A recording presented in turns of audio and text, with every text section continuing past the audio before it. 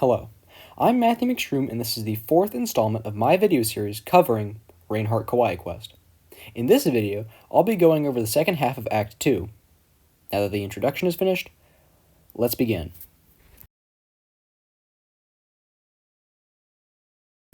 On the first page of the forum, an ad can be found, specifically regarding a TV. Clicking on it takes us to a forum post by ZBearZ, Zoe, reading, "I saw another figure," with a drawing of rain below it. The date this post was made is unknown. Typing air into the website takes us to a black screen with text that reads, "Need some air. Everything is just slightly... Sometimes I wonder if I made Lorelei up. She's always been way too kind to me." After a few seconds, the character Rina from Higurashi fades into the background. Who is this text from?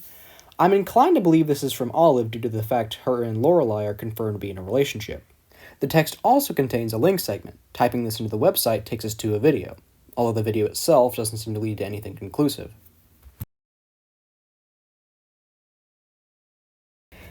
Typing lust into the website takes us to an image of Nagito Kameda with text below that gives a detailed description of Nagito's appearance.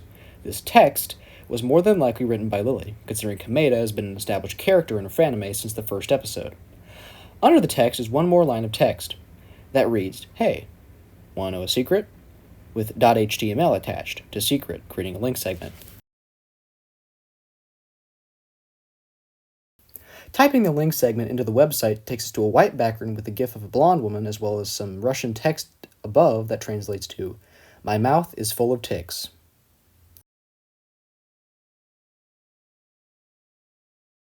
Typing glue into the website takes us to a black background with the text that reads, "Pinned comment," as a drawing of Sadako Hojo from Higurashi obscures the page.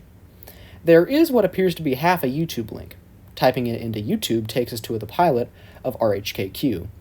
In the video's comment section, the pinned comment seems to be a link segment. Returning to Anemoya Solutions and typing the link segment into the website takes us to an email regarding Lynn. In this email, we learn that Lynn's full name is Lynn Aten. She's apparently from St. Petersburg, Russia, and has some relatives that moved to America. Some of those relatives knowing Rain. One of those relatives being someone by the name of Jessica Lawson, who dated Rain as well as sharing the same interest in technology. Jessica was successfully able to copy her consciousness into a digital format and live, which is something the person this email is addressed to has been trying to do with Lynn. This page consists of an illustration of a woman with text surrounding the image that reads, "I've been trying to communicate with you for a while. I hope to see you soon, brother dearest. Put the numbers into the TV." Who is this from? Based on the image's name, someone called Penelope. Who is their brother? We don't know yet. Utilizing the text as a hint, we can use the tab name and link segment, which are both numbers, and type them into the TV section of the website.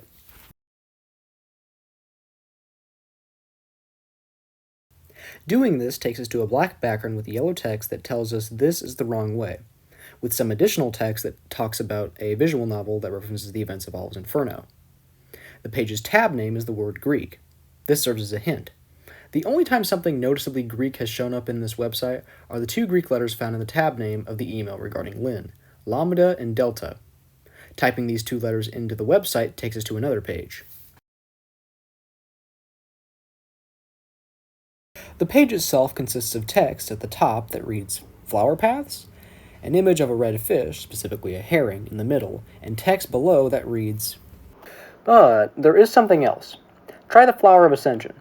Oh, and you have to do it on Batwings Tastes Like February. Ascension isn't sun-coated or moon-coated. This is all assuming you're familiar with Batwings Tastes Like February, dear reader. If you aren't, then oh boy, you're in for a ride." Signed, Mod Sadako. What is the importance of the fish image? It implies the entire page is a red herring being something used to distract someone from the actual subject, which means this page is meant to throw us off the scent of whatever this trail of pages was supposed to lead to. The Beto zone is fairly simplistic, consisting of text above that congratulates you for finding this zone, an image of the character Beatrice from Higurashi, and a starry background. This zone may not seem like much, but when you click on the lower part of the background, it takes us somewhere far more interesting.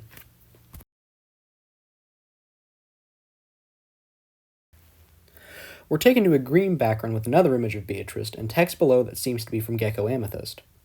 We learn from this text that Gecko Amethyst joined Anemoia Solutions because of a 6-day-long dream they had back in 2011. We also learn that they were friends with Zoe, who introduced them to endorphin therapy. As Gecko Amethyst further looked into endorphin therapy, the more sketchy the program seemed, resulting in them not attending any meetings there. Around the same time, Zoe began telling them about fake memories she had regarding therapy. Who could Gecko Amethyst be? I'm inclined to believe they're Olive, however there isn't really a lot of evidence to back this up, other than the fact they're Zoe's friend.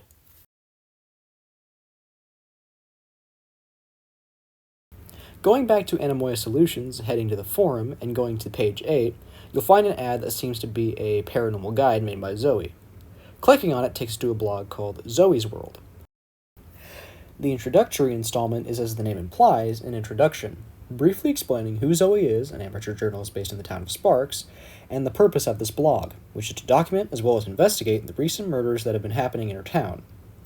The rest of the installment consists of what Zoe knows about the killers so far, specifically their pattern, their victims being people born female ranging from ages 13 to 25, and the 3 different ways they're killed, all of which we learn from both Lily's announcement video and Olive's Inferno.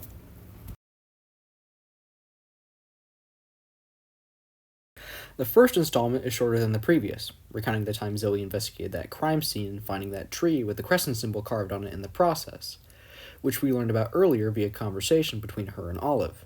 We are given more information regarding the event, the first being that it took place on February 17th, and the second being the person who spotted Zoe, who she at first thought was a cop, but the color of their shirt, which was bright blue, proved otherwise. We're also told that they have shaggy brown hair. Personally, I think this could be Andrew Anemoia, based on the physical description, but this could be someone we haven't seen yet.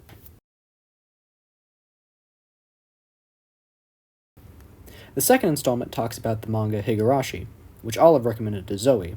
Then later, she watched the anime.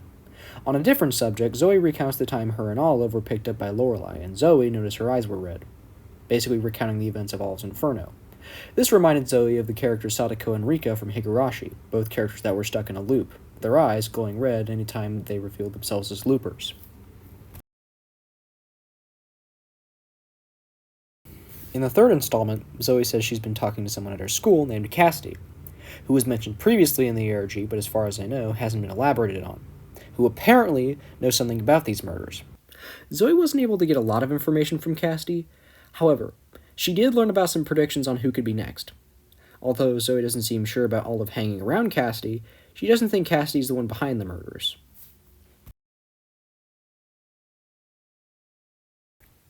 After 2 months, 4 more bodies were found, each one being marked with a Roman numeral on their forehead. Unlike the previous murders, these people were killed differently. Zoe adds that the one marked with the Roman numeral for 1 was someone Zoe went to school with, a sophomore by the name of Melanie, someone Cassie knew as well as didn't like, and oddly enough was on her predictions list.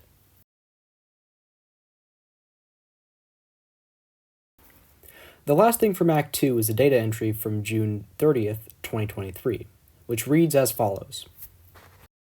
Been trying to figure out what's going on. I've kind of stopped paying attention to everything. I thought that I was destined to just suffer the same fate as everyone else, but I don't know. Can I at least try and change something? Will even pay attention if I'm inactive for a while? It gives me time to plan. It gives me time to think. Can't go the same route those 2 bumbling idiots did. Can't count on anybody at this point. Think I'm on my own for a hot minute. Based on the title given by the RHKQ website, this is from Alexandria. Who are the 2 bumbling idiots? I want to say it's Ludwig and Otto, but there's nothing to back that up.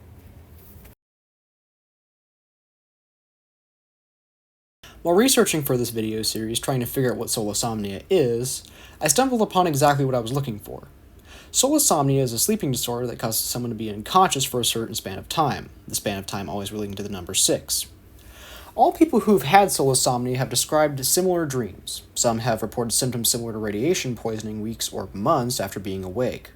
The causes of this are said to be unknown.